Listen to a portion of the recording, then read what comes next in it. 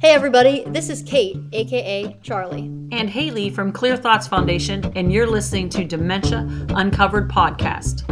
More people than ever are being diagnosed with various forms of dementia, such as Alzheimer's disease, FTD, and Lewy body, to name a few. And so on this show, we are on a mission to sit down with industry experts, impacted individuals, researchers, and a whole slew of others to uncover the many aspects that make up this awful disease so that we can shine a light on what we as a society can do to eliminate it. This is Dementia Uncovered. Let's jump in. All right, hello everyone, and welcome to the first episode of Dementia Uncovered podcast. As you heard in the intro, my name is Cait Fenello, and I am extremely excited and very honored to be your host and to be kicking off the first episode with some very special guests, Haley Jamieson, Matt Jamieson, and Sharon Sipple. For those of you out there who don't know, they are the founders of Clear Thoughts Foundation, a nonprofit organization located in Pittsburgh, PA, with a mission to fund the discovery of breakthrough drugs and novel treatments to eliminate dementia. They started the foundation together back in 2010.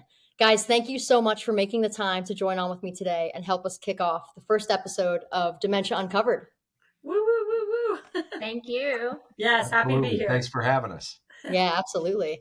So before we go any further, I just want to give you each a quick minute or so to introduce yourselves to our listeners and viewers. Obviously, we're going to get into your guys' personal dementia stories here in a minute or so, but just figured I want to give you a couple minutes to cover what you do professionally, where you're from, a few personal facts, just to help our audience members get to know you each a little bit better. So Haley, why don't we go ahead and start with you? Certainly. As Cait mentioned, or Charlie as I call her, as you guys will all hear, as Charlie mentioned, my name is Haley Jamieson, and I'm proud to say I'm born and raised in Pittsburgh, still reside in Pittsburgh today. Been here the majority of my life outside of about a year over in England. Also proud to say I'm a Penn State alum, along with my brother, who you will meet momentarily. And for the last 23 years, I have been the proud owner of a professional search firm here in Pittsburgh. So for those that are looking for a job, that's what I do in my daytime job, as I call it. And then obviously very passionate about the work we do at CTF.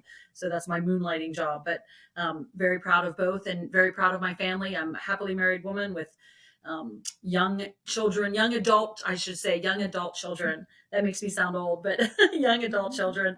And again, a very blessed life and happy to be here in Pittsburgh. And this is my first ever podcast, so we'll see how I do. But thank you again for having me on. Well, and my name is Matt Jamieson. I'm Haley's brother. And thanks again, Cait, for setting this up. Looking forward to getting some information out there about Clear Thoughts Foundation. I'm an attorney here in Pittsburgh with the law firm Burns White. I head up our construction law practice group. As Haley's brother, I'm also a lifelong Pittsburgher and a proud Penn Stater. I went to Rutgers Law School in Camden, New Jersey. So spent some time in New Jersey during law school and then clerked for a judge out there before returning to Pittsburgh. And I've spent the rest of my career here in Pittsburgh. I've got 3 kids, all grown adults. So my wife and I are empty nesters now. We've got 1 in Colorado and then 2 here locally in Pittsburgh. So looking forward to discussing Clear Thoughts Foundation more with all of the podcast listeners and viewers. Awesome. Thanks, Matt. Go ahead, Cher. Well, I guess I'm the odd man out, not being born in Pittsburgh, but actually a rural area, Somerset County. But the University of Pittsburgh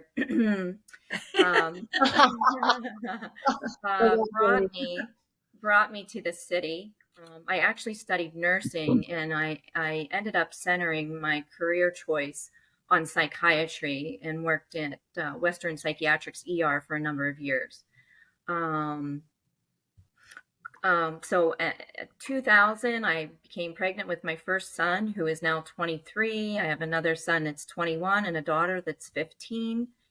It was a time that my husband was starting a business. I was pregnant, and we ended up beginning our own company that focuses on excavation and land development, and I've been working as the chief financial officer. So I kind of let go of my nursing degree to move on to being part of the family business, but I enjoy it. And being part of CTF still keeps me connected with the nursing side of things, and it's been a great experience. I'll be happy to share with you why. That's awesome. Well, thank you guys for giving those wonderful intros. Truly, to our viewers and our listeners out there, these are three just incredible individuals, which you'll learn a lot more about as, we go through our episode today. But do check them out. Check out, what they're doing on a day-to-day basis in their careers. Like I said, just amazing individuals. But okay, so we have a lot that we want to get through today on the show. And I want to make sure that listeners and viewers obviously, hear from you three as much as possible and as little from me as possible. However, before we do that, I want to kick us off by sort of setting the framework for today's episode. One of the reasons that I'm really, really excited to have you three on and to be kicking off, our first episode with you three is really the relatable perspective that I feel you three each bring to the field of dementia. Obviously, your perspectives are unique in that, you're not neurosurgeons and you're not researchers, as we just heard, right? You're lawyers and recruiters and developers and psychiatrists and husbands, wives, moms, dads, right? All who were going about your lives and, unfortunately ended up being touched by this awful disease. And as you three are, very well aware of, a disease that does not discriminate, right? But the thing that I want to highlight is that obviously it didn't stop there for you guys. From those experiences, you decided to do something to change the outcome for other families and for other individuals. And I just want to make mention of that because to me, really, that's the frame and the lens that I want our listeners and viewers to hear you speak through today. To me, that's the heart of CTF and the above and beyond passion that drives CTF, your guys' foundation, not only in you three, but really across the entire board and really anyone that's involved. I've been able to learn over my time with CTF. For those of you who don't know, I serve as the executive director for the foundation. Very proud to do so. But really in my time, I've learned that dementia is a very complex and can be scientifically heady disease to discuss and really to try and connect over, which I think for many can make it just really overwhelming and hard to know, what to do next. How do I make a difference? And all the questions that arise when, there's a dementia diagnosis. And so, my hope for this discussion today really is that it can highlight your guys' down to earth perspectives and experiences and help listeners and viewers connect and hopefully better navigate, what is just a really extremely challenging disease. So okay, so that's my rant. I'm now done talking for the rest of the show. You guys are on your own. No, I'm just kidding. All that said, I think that's really just a great lead in and a great starting point to jump into each of your guys' personal experiences, with dementia and really how those led to the start of CTF. So, Haley, I'm gonna throw it to you if you want to start us off. Sure. Yeah. Thank you, Charlie. As you said, it is always rather entertaining when people first approach me. A lot of times they'll approach me with sort of medical questions, and I always preface it with, "Hey, I'm a headhunter." So, as you said, really got into this whole world of dementia, which is a world that nobody would ever wish to be brought into, not because of a professional background, but because of a very close personal story that obviously is the same story that Matthew has, right? And it goes back to probably, I think it was about 2005 or 2006, Matthew, when we started to notice changes in our father. And I'm sure, like many of our listeners out there right now that have experienced this same story, right? Millions of people throughout the world, same story, where they have a loved one that's going through sort of some personality changes. And at the time, I can, only speak for myself. Matthew may have been more familiar with, the term dementia than I was, but I certainly had no experience with it. I wasn't really familiar with what it was, other than just hearing, oh, it's some disease that old people, quote unquote, get, right? Sure. So we noticed these personality changes. And again, as I mentioned, I'm sure as many of our listeners, you don't know what the personality changes are all about, right? Is there some type of like late midlife crisis? Is there some type of, secret or addiction or something going on that we're not familiar with or I aware of, remember, right? I Um, remember we were kicking around the possibility of depression, Correct. Yeah, just exactly. right. Oh, And wow. and again, I'm sure like many of people listening went through a series years, right, of doctor's appointments and psychologists and psychiatrists, and both Matthew and my husband, who were, of course, were very close to my father, both of them, and said, hey, what's wrong with that? And it seems like something's going on, and he was doing characteristic, behaviors that were uncharacteristics of him. But long story short, after probably it was maybe I'd say what Matthew 2 or 3 year period where eventually we ended up getting the horrible news that he had what's referred to as FTD. And I'm dating myself, which I guess I already did when I said I have young adult children. But at the time, the only thing I knew that about FTD was that it stood for, remember the flower delivery company? So I was like, what's FTD? And unfortunately, quickly discovered that it stands for frontal temporal dementia, which is one form of dementia. Obviously, Alzheimer's is the most common form of dementia and the most well known and discussed, but there's hundreds of forms of dementia. And as I tell everybody too, and as many of our listeners I'm sure are experiencing, they manifest themselves differently, but they're all equally horrific. So unfortunately, our father got that news. And, being the sort of A personalities that we are as a family, we all bonded together and said, okay, mom, we're going to take care of this. We're going to do whatever we have to do to get dad better. Right. I'm thinking I can like jump on a plane and fly to some other foreign country and get this magical, drug or potion that'll make them all better. But we quickly discovered that such an item does not exist. We could not find a drug or therapeutic on the market that slowed the progression of our father's disease. And it is a disease that, again, it's such a misunderstood disease that I'm sure we'll talk about that throughout the podcast. But it is a disease that we were looking for some type of medical or therapeutic solution, right? And there are some drugs on the market then and today that have minimal benefits for people, but for our father, it actually had the reverse effect, right? So it was a devastating period. I can't begin to explain. And again, many of our listeners are experiencing it right now, right? So they know how devastating it is for the entire family. I mean, our parents had been together since I think third or fourth grade, right? I mean, it's the fairy tale romance that we all grow up dreaming about. And my father was and still is my personal hero. So to see the man that you love and admire change his personality, and FTD has the standard, textbook of 7 years, which is exactly what our father lived from the time of diagnosis to when he passed on Christmas Day, 2013. It was just a horrific journey to, again, watch the man that you love and admire your whole life become this person that you don't recognize, right? And the truth is that how Clear Thought started was, as I mentioned, we could not find anything that made a difference in his battle. And then we quickly discovered that's because there's not enough drugs or therapeutics out there. And then we further discovered that's because there's not enough funding for the research, right? I mean, it is a leading cause of death worldwide, but yet the funding is not proportionate with the other leading causes of death. So really, I approached Matthew and Sharon and said, hey, Sharon, as you'll hear her story, was taking care of her mother who had dementia. And I said, guys, the problem here is that there's not answers out there for our loved ones.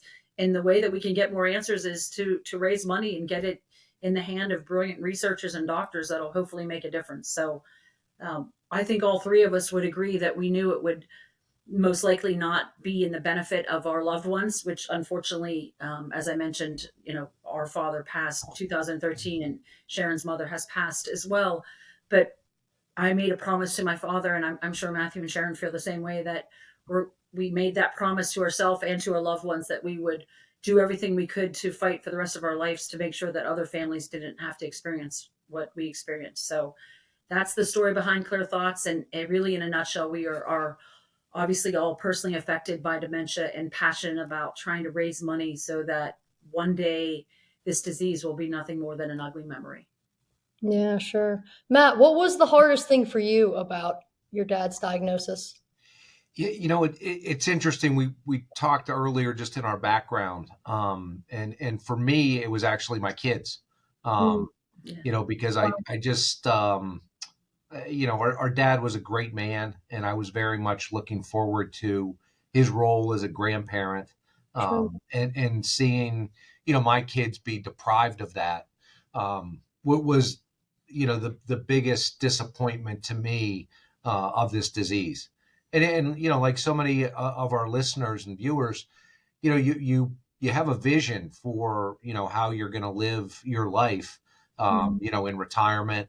And, our father did a nice job of saving for that retirement, and then to watch all that money just go towards his care, when the need for, an assisted living facility came up, was really disappointing. And, like Haley said, hopefully by successfully discovering drugs that can treat dementia, we can save some people from that path in the future.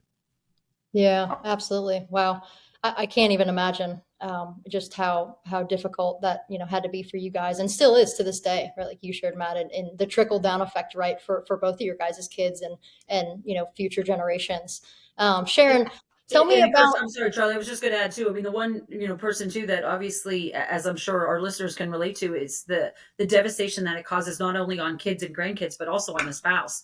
I mean, our dear mother is to be living her golden years right now with the love of her life, and she has been robbed of that, for many years now. Again, having had our father pass at 2013 at age 72, far too young. So her golden years, while she's does her darndest to keep a smile on her face every day, it's not the golden years that she had dreamed of having. And as Matthew said, he retired young, and they were going to travel the world and spend their golden years, and it's just not how it was supposed to be.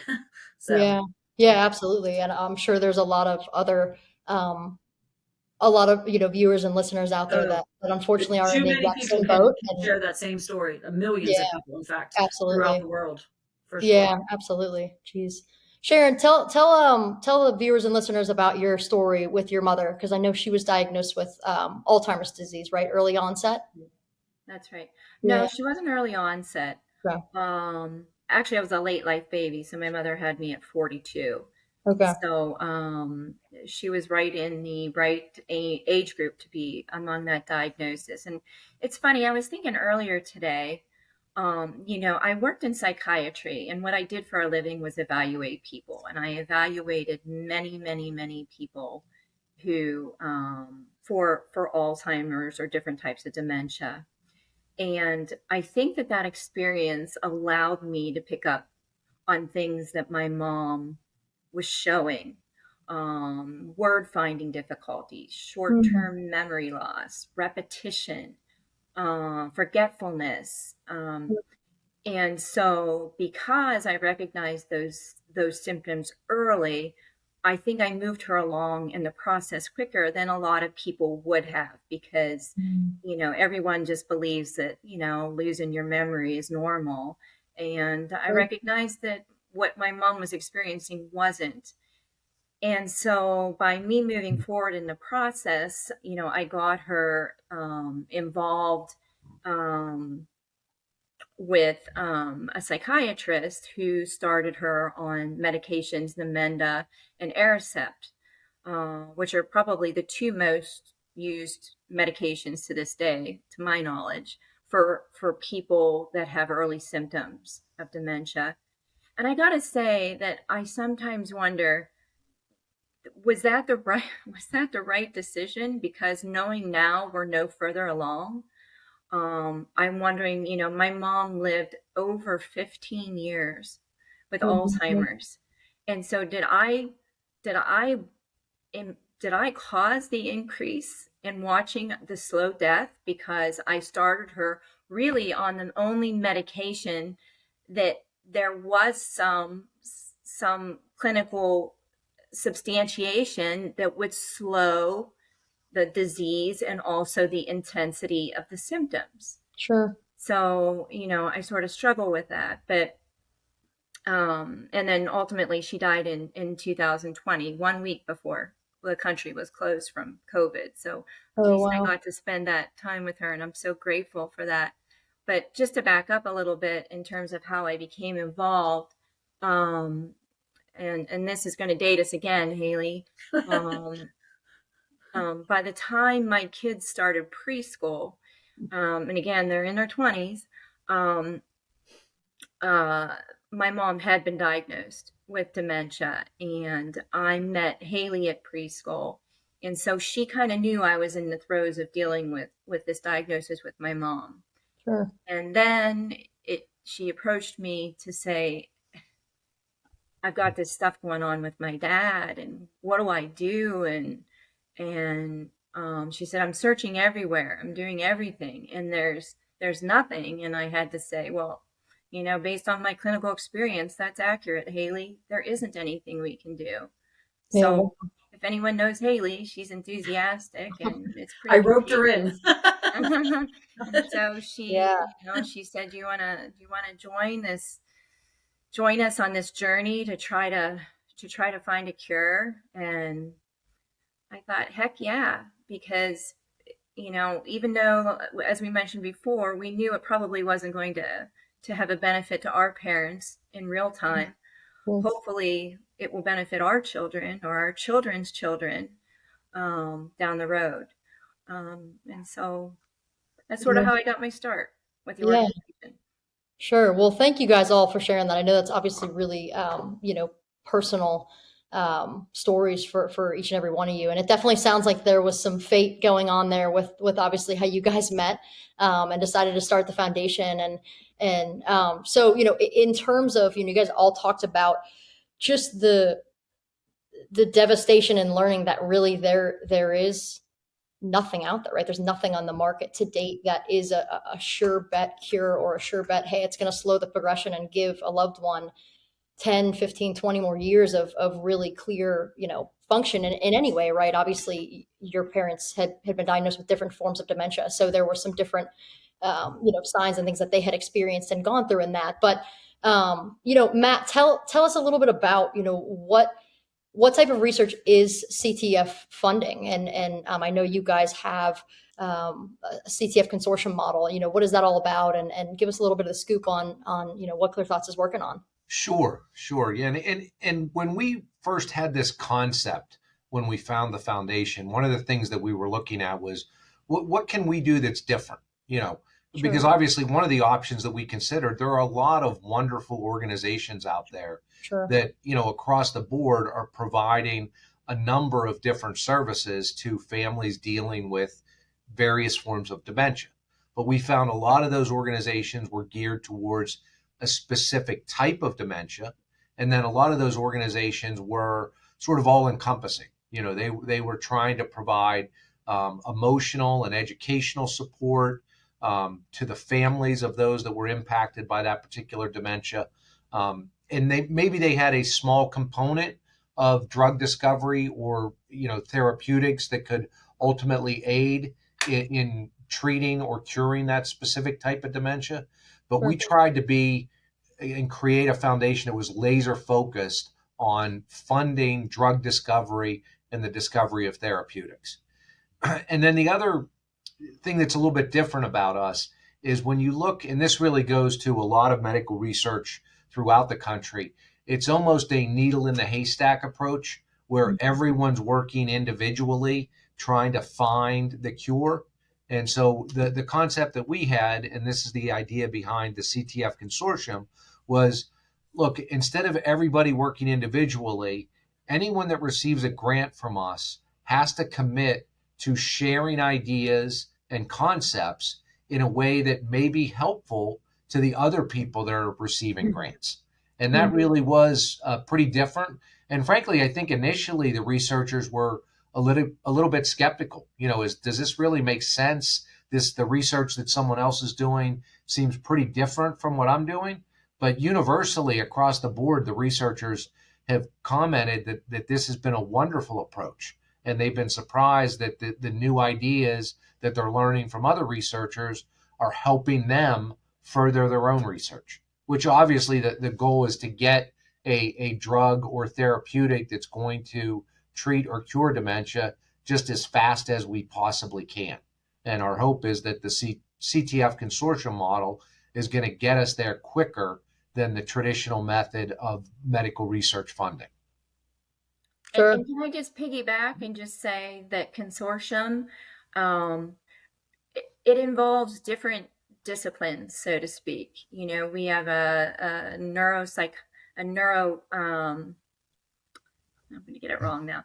But we have a very well-known surgeon, right, who does brain surgery. We have someone who works with the Alzheimer's Disease and Research Center.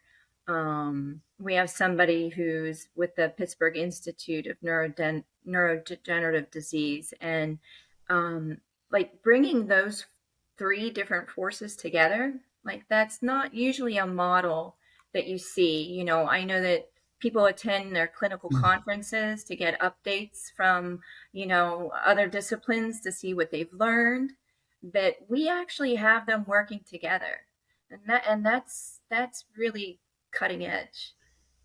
To your point, Cher, the one story that I love to tell people is, as you mentioned, the three different doctors. I mean, not only do they have different backgrounds, but they're also looking at dementia and possible cures and treatments very different ways, be it plasmapheresis, be it a drug, be it a therapeutic.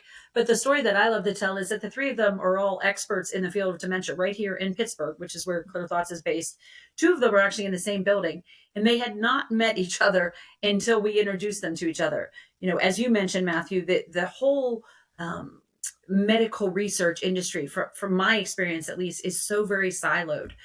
So the idea, you know, as both Sharon and Matthew just talked about, of introducing them to one another, you know, I often say, Charlie, you've heard me say this many times, I'm sure, that, you know, one brilliant mind working towards a cure or treatment is wonderful, right?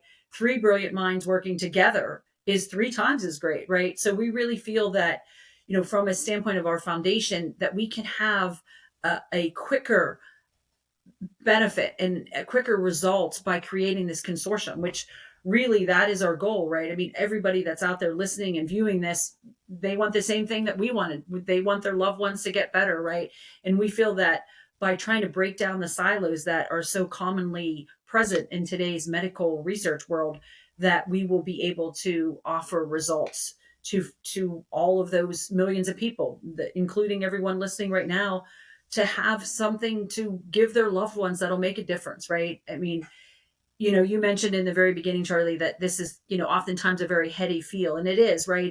And I, as a non-medical person, right, as a headhunter, will often get frustrated by our doctors' updates because they are very heady. And I mean, I do think they're making progress, of course, and we're so proud of the progress they're making. But ultimately, what we want to be able to do is, in very, you know, layman terms, be able to offer our donors and followers some solution to give to their loved ones that'll make a difference, right? I mean, so ultimately it's all about love and preserving the life of our loved ones and keeping memories intact and generations alive to share traditions and love. And I think that the consortium model has a very unique opportunity to be able to do that. So we're excited about the model and feel that it's very unique. And we also cover all dementias. We're not specific to one form, be it Alzheimer's, be it FTD, be it Lewy body. Obviously, right now with the tragic news of Bruce Willis, FTD is getting, you know, a little bit more media coverage, right? But as I mentioned earlier, there's hundreds of forms, and they're all equally horrific, as our listeners right now can attest to. Sure. Yeah. Well, yeah, it's absolutely amazing. You know, the funny thing is that when you think about it, it seems so simple, and it's amazing that there's not more, you know, institutions and Yeah, collaborative cohorts out there that are working together, because 100%. to, Yeah, to, to yeah, us outside of research, it just seems like, right. Yeah. well, why wouldn't you do that? Right. So yeah, absolutely amazing. Yeah, truly, you know, groundbreaking in the field, which is awesome. So kudos to you guys, and congratulations. That's awesome. Um, Sharon, if you could, can I ask, I'm curious, you know, do you have any pieces of advice that you would want to share with listeners and viewers who maybe have a loved one that are in the throes of a dementia battle right now? You know, some of them who might even be caregivers. Oh, you have to just be patient and forgive yourself, Mm, and you know, just recognize that you are amongst a lot of people that are suffering from the same thing. Um, it's always interesting that how hard it is for us to kind of raise money, I think, and it's based on the stigma that this is a disease of the older person or the elderly person. And so therefore they've already gotten their shot on life, so to speak. And we're learning every day that this is affecting people much younger than than the elderly ones. Sure. But I just have to say that, be kind to yourself, seek support. There's a lot of great organizations out there that are in place just to do that. And support organizations like ours, because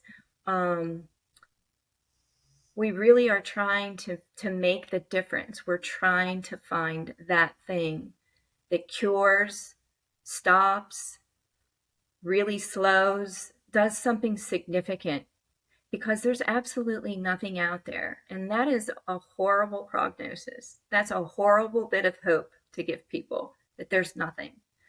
Sure. So I would probably say try to avoid the negative, even though I just spelled it all out. But let's all hope for a positive, right? And that we can do something, right? Through contributions, through volunteering, and by recognizing that we have a generation we need to save. We need to fight for. Sure. And we're going to follow suit. If it's not the people that we're caring for now, it's going to be us, and it's going to be our children who are burdened by it. So, it's I wouldn't wish this upon anybody. That's for sure. Ditto. Yeah. Well, and to Sharon's point, I think one of the things that listeners can do is just disavow people of the idea that this is a normal part of aging, because it isn't. Dementia is a disease, and the more people that recognize that and accept that fact, the greater likelihood we'll have of getting the funding necessary to get us to a cure. I mean, when you look at the way that we deal with various types of cancer, it has been wonderful the way that we've gone after it and sort of systematically approached the funding, and we've gotten to the point where we have good treatments for a lot of the cancers that are out there. And that same approach can happen with dementia. But people need to recognize, first and foremost, that this is a disease that we need to work on finding a cure for. This isn't a normal part of aging. 100%. We were, when we started the foundation, that was something that all three of us were so passionate about, because as both Matthew and Sharon just mentioned, people tend to accept it as like, hey, my knees are bad, I'm losing my hair, I'm losing my memory, I'm losing my mind, I'm getting dementia. Those do not all go together, right? I mean, thank goodness, Haley. Yeah, there you go. I mean, and I've heard a couple of people say, like, spend an afternoon with our mother who's turning 82, right? Who is more vibrant and healthy than most 40-year-olds I know, right? So, in speaking of 42, I wanted to mention, because I think when we share that it's happening to younger and younger, people are thinking, well, maybe 70s. I mean, literally in the Clear Thoughts community, we've lost people in their 40s with small children, right?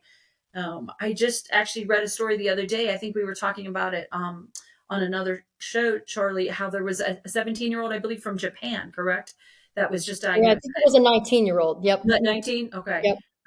So youngest so far that in the world that has been diagnosed. But again, the numbers of not only the numbers of people that have been diagnosed with dementia, but the age is becoming increasingly younger, and it's scary. Sherry, as you said, for our kids, kids, right?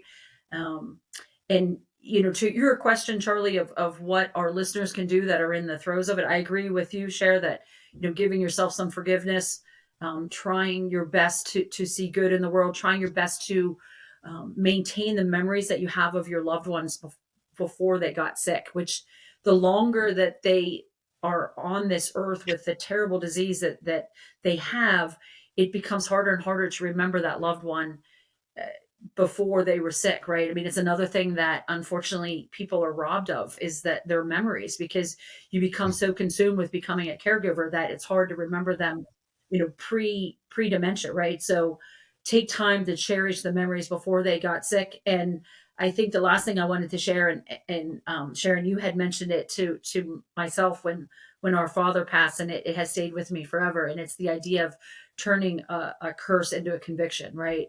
The folks that have been unfortunately placed into the situation where they have a loved one fighting dementia, turn that terrible curse into a conviction to make a difference, right? Show your love of that person by joining us, joining whomever in a fight. Do something to make a difference in this terrible disease. Because really, truthfully, the only way that we will be able to find a cure, so to speak, for this disease is having people take action, right? To sit in the background, so to speak, and not join the fight, it won't make a difference. As Matthew said, we as a society have made such a difference in the fight against cancer. If Mhm. we all bond together and work together, we can make that same difference in dementia. And if I can just say one last thing to add to this, there's things that go down in history, right, that you never forget. And I can tell you, with my mom's dementia and Alzheimer's, the first day she couldn't recognize me was a day I will never forget, because she didn't know who I was. And it's a horrible feeling. It really is, when it's gotten to that point that they can't recognize you. Yeah. Wow. Well, Haley, Matt, Sharon, I can't thank you guys enough for joining on today. Unfortunately, we are sadly out of time. I know you guys have a lot more to share, and maybe there'll be another time that we can have you three back on the show. But again, truly, I can't thank you three enough for coming on and really you know being vulnerable and sharing your insight and sharing your very personal stories that I hope our listeners and viewers are able to connect with and are able to find some peace and some sort of nugget that they can use and utilize in their own battles with dementia. I know that you and the rest of the team at CTF are really doing truly some incredible work. I might be biased, as I am a part of the foundation as well. But truly, I really do hope that through your stories and your guys' passion and your vision as leaders, that, as I said, our listeners and viewers out there would be, encouraged by what you've shared and would be encouraged to, look into the work that's being done at Clear Thoughts Foundation. So, again, a huge thank you to you three for joining on. I thank all of our listeners and those who are watching and who've listened to the first episode and Our first podcast. Woo, woo, woo, woo. yeah, absolutely. And hopefully, if you liked what you heard and are looking for more, check back in soon and be on the lookout for more to come with future episodes of our Dementia Uncovered podcast.